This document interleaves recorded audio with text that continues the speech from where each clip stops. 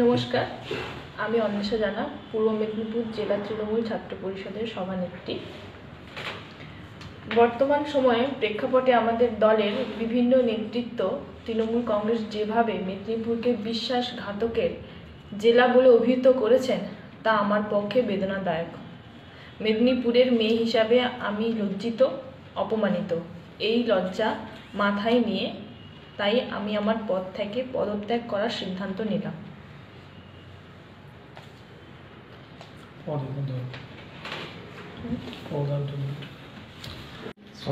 সময়ের ভিত্তিতেই নেব। তবে এটুকু কথা আমি বলতে পারি, শুভেন্দু অধিকারীর বাইরে আমি যেতে পারবো না।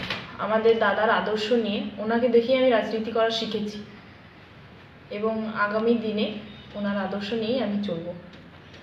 এবার দলের সিদ্ধান্ত এখনো পর্যন্ত আমি নিইনি, সেটা সময়ের ভিত্তিতে আমি জানাবো। শুনুন, শুভেন্দুবাবু আদর্শ চলা মানে দলটা ছাড়াই, শুভেন্দু অধিকারী আদর্শ চলা মানে দলটা তো বিজেপিতে যোগদান করা। বিজেপিতে যোগদান সেভাবে অফিসিয়ালিভাবে আমি এখন কিছু ভাবিনি, তবে দাদার আদর্শ নিয়ে আমি চলতে পারি। মানে কথা বলা যায় আপনি বিজেপিতে যোগ দিচ্ছেন। যোগ দিচ্ছি কিনা এখনো পর্যন্ত সিদ্ধান্ত নিইনি, এটা সময় নিয়ে দেখা যাবে।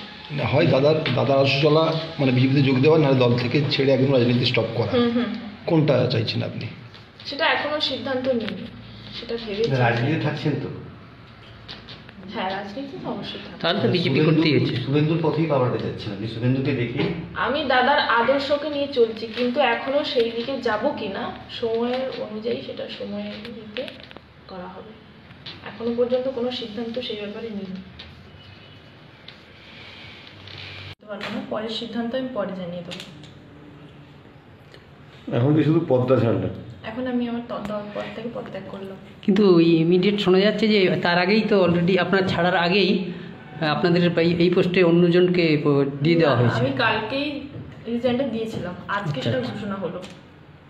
কালকে আমি হোয়াটসঅ্যাপ করে দিয়েছিলাম, সেটা আজকে সকালে ওনারা সিদ্ধান্ত নিলেন।